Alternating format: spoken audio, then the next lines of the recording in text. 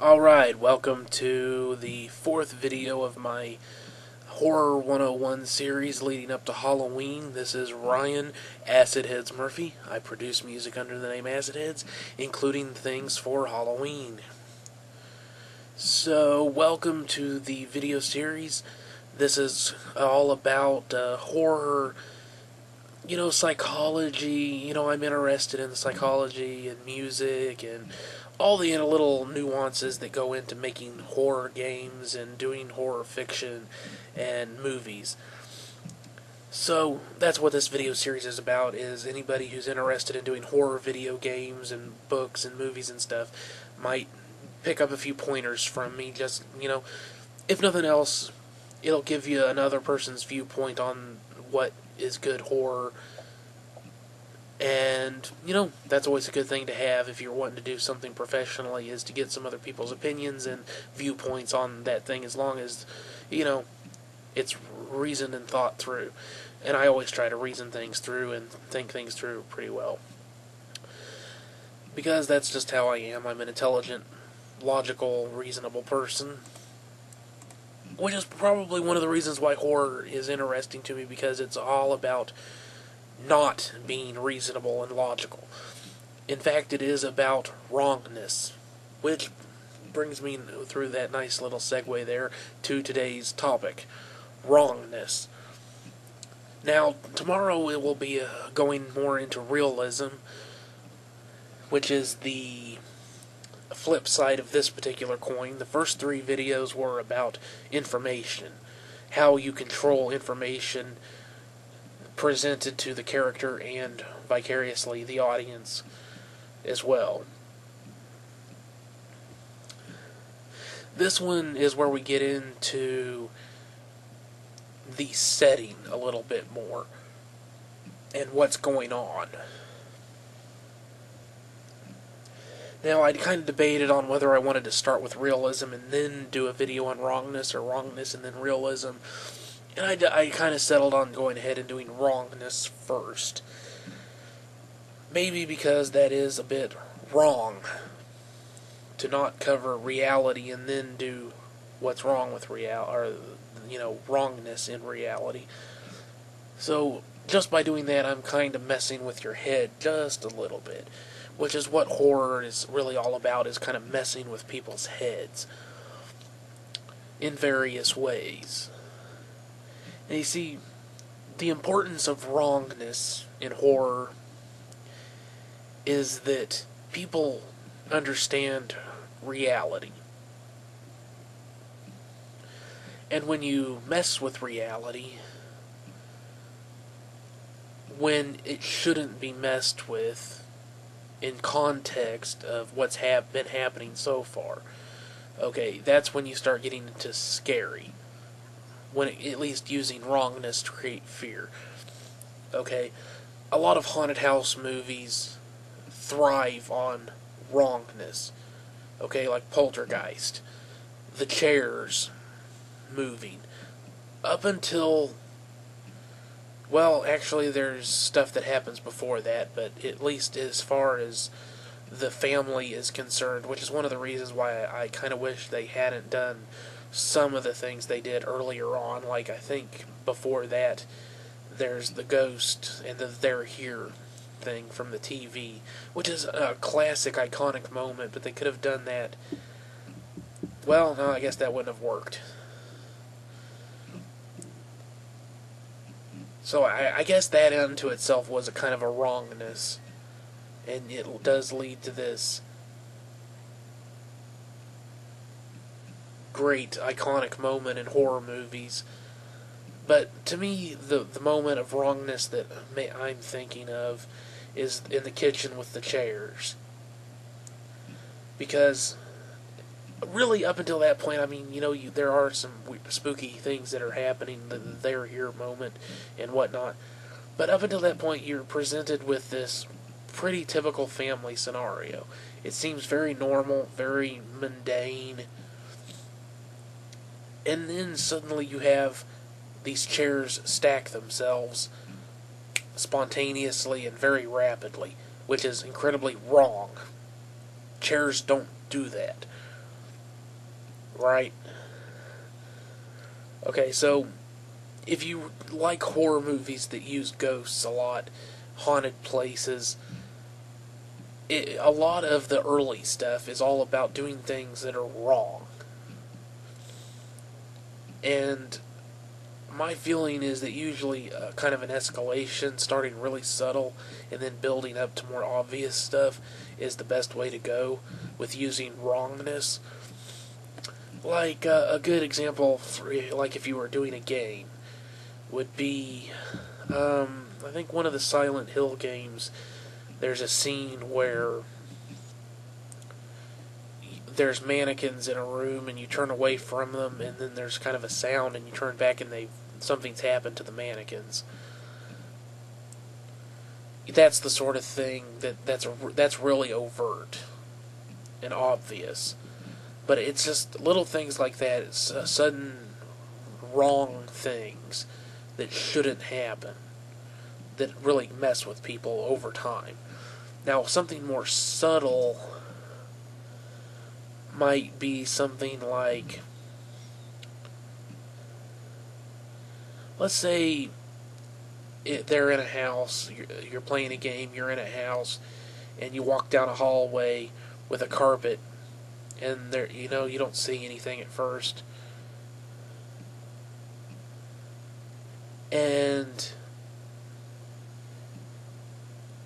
you go into a room and explore the room, and then you come back out and there's footsteps in prints, I should say, like wet footprints on the carpet. Now, the player might not even notice these, depending on how faint you make them. That would be the point, is, we're talking subtle here for this part. If you make them subtle enough, their subconscious might pick up on them without them actively noticing. They know something's not quite right, but they're not sure what. When you can do things like that and get away with it, it's always going to be awesome for building terror over time, dread that builds to terror.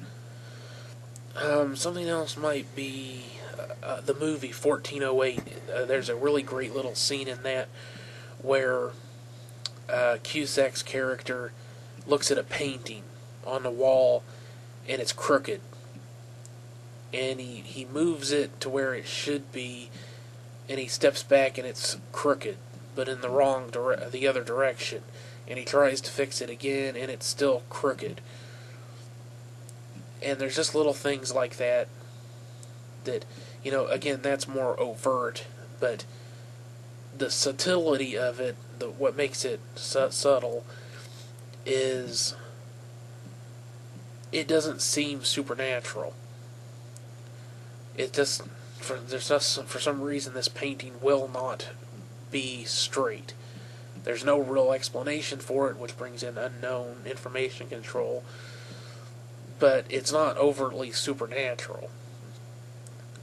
Now, something that would seem very wrong, that is very supernatural and very wrong seeming, would be like a trail of blood that goes right into a wall. Drag marks or something that just goes right into a wall. In fact, I was working on a kind of a horror game treatment that it would take place in an insane asylum. Classic, kind of cliche, but I don't care. And one of the things that would be uncovered by exploring the various cells is that they would come across a trail of blood on the floor going into one wall. And then in another room, it would come from the floor of the wall that it would have been going into in the other cell, going up the wall and disappearing into the ceiling.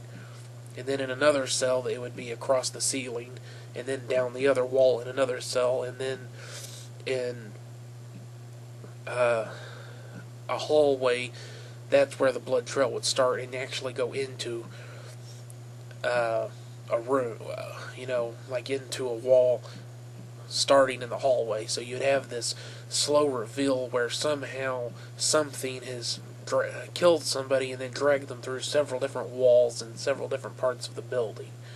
Okay? It's very overt, but it's also incredibly wrong and bizarre. There's no explanation for it. I never wrote any explanation. They never find the body. They never find the thing that did this in the treatment. It's just incredibly wrong. You know, and if you've been watching all these videos, you'll know that my preference generally is for more subtle, overt. But sometimes you have to be a little bit more in your face about wrongness. But at the same time, when you can just nail people with really subtle, wrong things, like maybe a painting turning upside down, or, you know, just any little things. A picture that always seems to follow them around the room, like face them. Okay, picture this. You're playing a game, you walk into a room to explore it, and there's a picture. You know, like a little photograph in a frame sitting on a table. And it's facing towards the door when they walk in. And as they explore the room, every time they turn away from it and then turn back, it will be facing them. Now again, if you make it a small enough picture, they're not necessarily even going to notice it's doing this, but it isn't. Something that is incredibly wrong, and if they pick up on it, it will kind of mess with them. Hopefully a lot. So that's where wrongness can really fuck with people. It's just anytime when you can do something, you don't want to do it all the time, obviously, especially in games, because you're always going to run the risk of numbing them to things happening.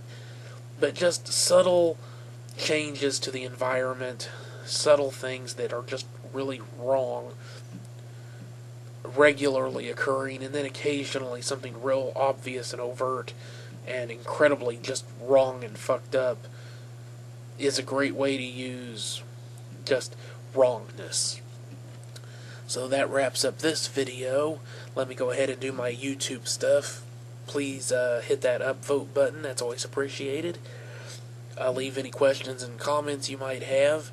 If you have any other topics about horror that you'd like me to cover, I'll go ahead and do that after I finish up my holiday season videos. And I'll do my best to cover anything that you want me to. I really do ask you that you leave negative stuff to yourself. This is supposed to be about having fun, being entertaining, and hopefully teaching, and a bit of an educational experience when it comes to doing horror-based entertainment for those who are interested in going into that kind of a pursuit. Movies, games, books, whatnot.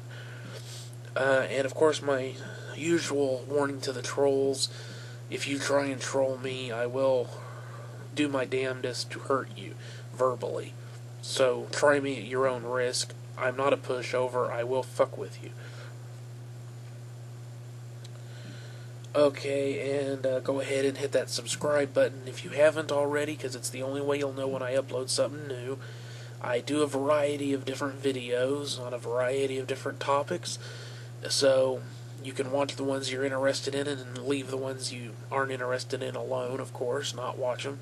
But the only way you'll know if I upload something new that you might be interested in is if you subscribe. So go ahead and hit that subscribe button.